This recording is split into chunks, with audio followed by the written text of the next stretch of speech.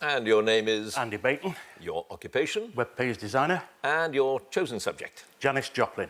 Janis Joplin, 2 minutes, starting now. Janis Lynn Joplin was born in January 1943 in a refinery town in Texas. Which town? Port Arthur. Yes, Joplin came to wide public attention after she gave a performance at a pop festival in June 1967. Which one?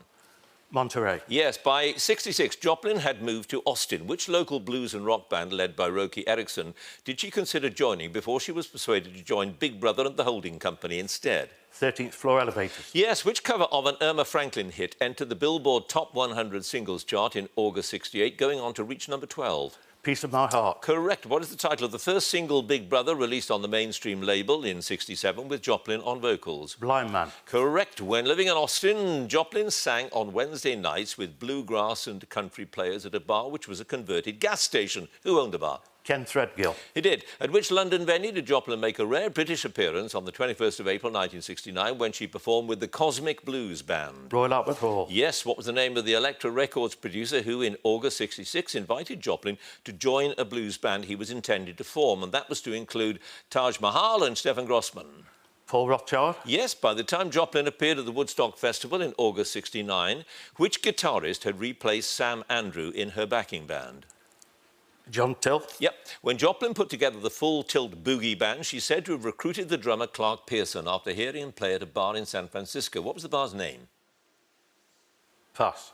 What is the title of her debut album with Big Brother and the Holding Company, released in August 68, which includes Piece of My Heart and Summertime? Cheap Thrills. Is correct. Joplin was found dead following a heroin overdose in October 1970. At which Hollywood hotel was she found? Landmark. Yes. What was the name of the former Harvard student who was Joplin's road manager from December 67?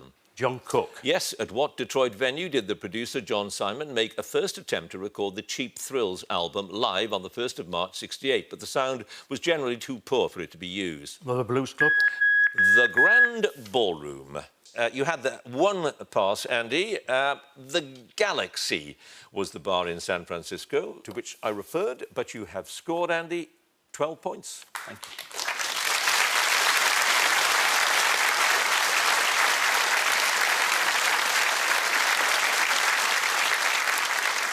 And your name is? Clive Dunning. Your occupation? I'm a teacher.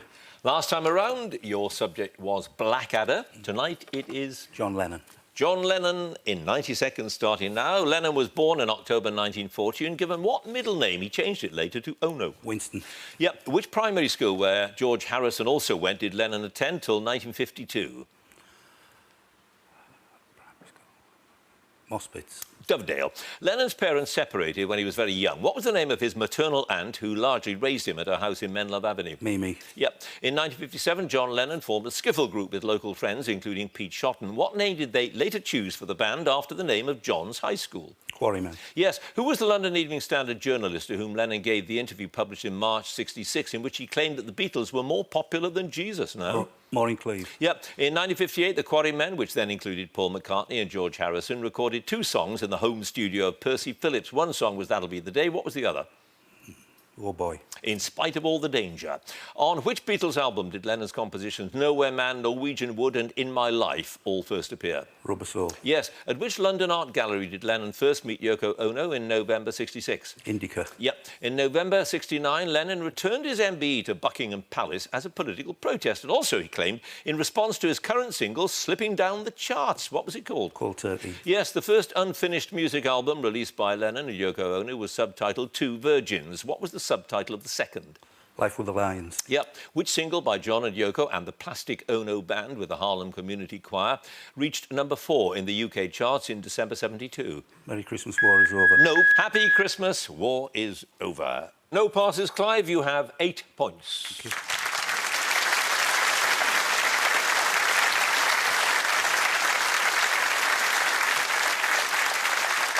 And your name is? Simon Marshall. Your occupation? Sales manager. And your chosen subject? The band REM. REM in 2 minutes. Here we go. In which city in the American state of Georgia did Michael Stipe, Mike Mills, Peter Buck and Bill Berry come together in 1980 to form REM? Athens. Yes, the track Man on the Moon from their 92 #1 album Automatic for the People is a song about which comedian and actor? Andy Kaufman. Yes, which member of Led Zeppelin provided the string arrangements for several songs on Automatic for the People? John Paul Jones. Correct. In August August 83, REM played 7 arena and stadium dates as the opening act for a British band. What was the band called?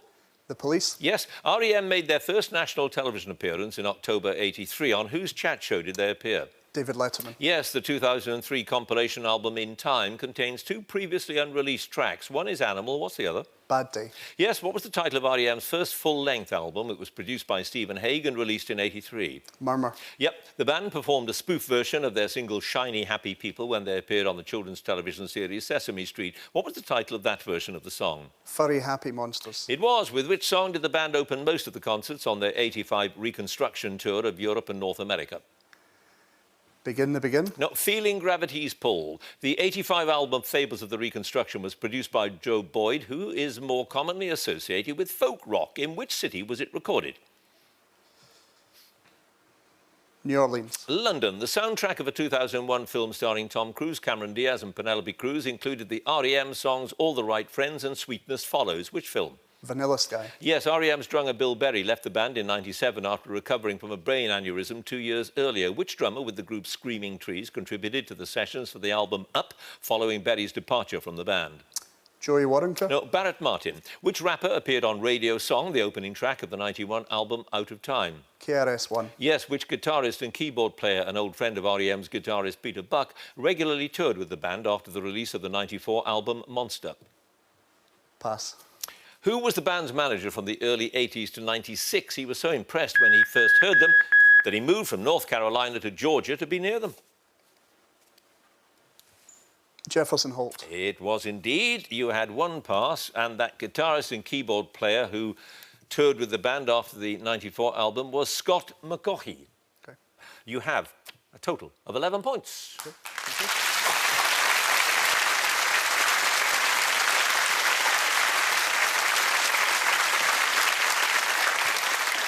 And your name is? Ben Holmes, Your occupation? customer service agent, And your specialist subject? Manic Street Preachers. Manic Street Preachers in 2 minutes starting now. The Manic Street Preachers' first professionally recorded single was the self-financed Suicide Alley in 1988, produced by Glenn Powell at which recording studios?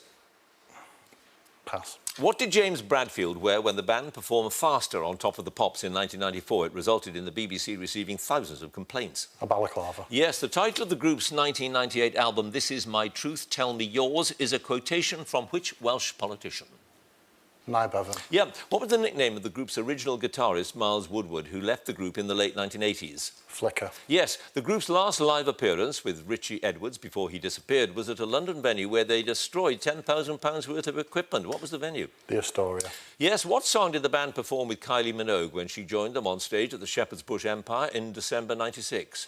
Little Baby Nothing. Yes, the Manic Street Preachers became the first Western band for more than 20 years to play in communist Cuba. And they played in which Havana theatre in February 2001? The Karl Marx Theatre. Yes, what track from their debut Generation Terrorists album was given a remix called Stars and Stripes by Public Enemy's sound engineers?